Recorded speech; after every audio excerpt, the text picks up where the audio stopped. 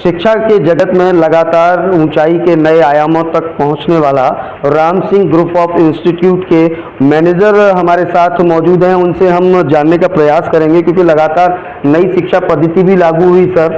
और जिस तरीके से पहले की जो शिक्षा पद्धति हुआ करती थी, अनादिकाल की बात करें तो गुरुकुल पद्धति हुआ करती थी, और अब नई शिक्षा पद्धति एक बार फिर लागू हुई। उससे पहले अंग्रेजों की बनाई शिक्षा पद्धति पर हम काम कर रहे थे। तो एज ए मैनेजर होने के नाते आप किस तरीके से देखते हैं इस पूरे कार्यकाल को, और वाकई शिक्षा पद्धति कैसी होनी चाहिए, और कैसे Ram Singh group of institute किस मोटिव के साथ इस शिक्षा जगत में आगे बढ़ रहा है?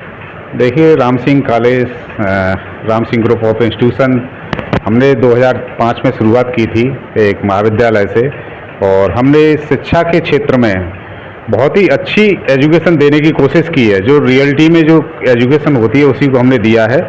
पढ़ाई के समय पर पढ़ाई और एग्ज़ाम की तैयारी के साथ साथ बच्चों को प्रिपेयर करना, रोजगार से संबंधित उन्हें जोड़ना, हर समय बच्चों को जानकारी देते हुए हम बच्चों को आगे बढ़ा रहे हैं। हमारा मकसद ये है कि बच्चे हमारे यहाँ से जो भी जाए, यहाँ से रोजगार जरूर मिले उसे। इस तरह से हम तैयार करते हैं। 2011 में हमने Ram Singh college of engineering technology की स्थापना की थी। उस क्षेत्र में हमने पॉलिटेक्निक के छात्रों को काफ़ी अच्छी स्थिति में, शायद हमने 95% तक हमने प्लेसमेंट दिया है। वो भी बहुत अच्छी अच्छी कंपनियों में हमारे यहाँ के स्टूडेंट निकल के गए हैं यहाँ से।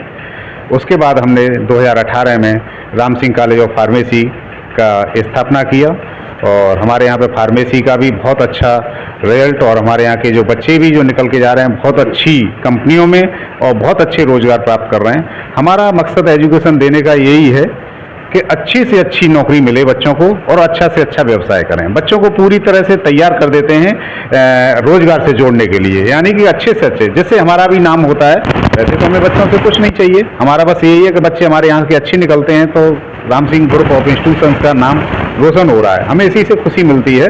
और हम एजुकेशन में क्वालिटी से कंप्रोमाइज़ आज तक 2004 से 2024 में बैठे, हमने क्वालिटी से कंप्रोमाइज़ आज तक नहीं किया है। जब कितनी प्रतिस्पर्धा है एजुकेशन लाइन में आज की स्थिति, आज के दौर में, लेकिन हम अब क्वालिटी से कंप्रोमाइज़ नहीं कर रहे हैं। जो पढ़ने वाले बच्चे हैं वास्तविक, वो Ram Singh college of institutions में ही एडमिशन लेने के लिए दूर दूर से, पूरी यूपी से और यूपी के बाहर से भी बच्चे आते हैं हमारे यहाँ पे।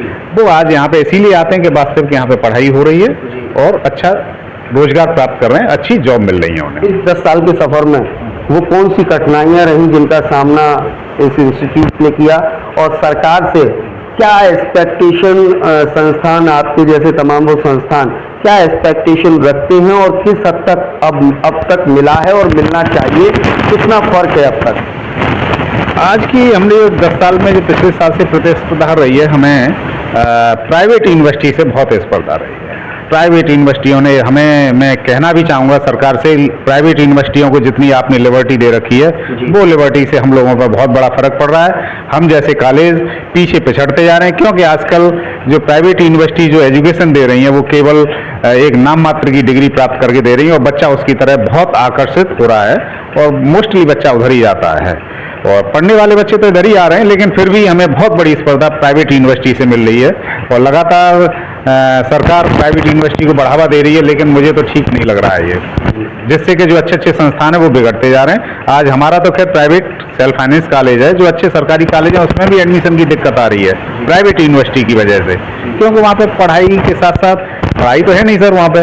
और मैं यही कहूँगा, केवल एक सेंटर है एडमिशन लेने का, जिससे फीस लेते हैं और पास करने की एक डिग्री देते हैं, प्राप्त करते हैं, ना उनका कोई खर्चा है ना कुछ है। तो ऐसी स्थिति में हम लोगों को काफ़ी कठिनाइयों का सामना करना पड़ रहा है, लेकिन हम अब इसी दौर में भी हम क्वालिटी से कंप्रोमाइज आज भी नहीं कर रहे हैं, और हम बड़े संतुष्ट हैं इस चीज़ से। ऐसे सेंटर्स पर अगर नकील कर जाए तो ओवरऑल सब कुछ ठीक चल रहा है? बहुत अच्छा होगा अगर इन पर नकेल कस जाए प्राइवेट यूनिवर्सिटीज़ पे।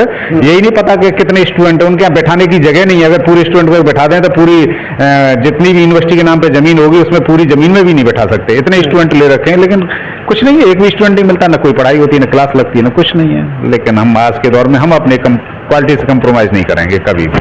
धन्यवाद हमसे बात करने की। तो ये थे हमारे साथ Ram Singh group of institute के मैनेजर, जिनसे हमने तमाम मुद्दों पर बात की, जिन्होंने बताया कि किस तरह से जो प्राइवेट यूनिवर्सिटी के कहर से कहीं ना कहीं इस तरीके के जो तमाम इंस्टीट्यूट है वो प्रभावित हैं और उन पर सरकार को अंकुश लगाना चाहिए।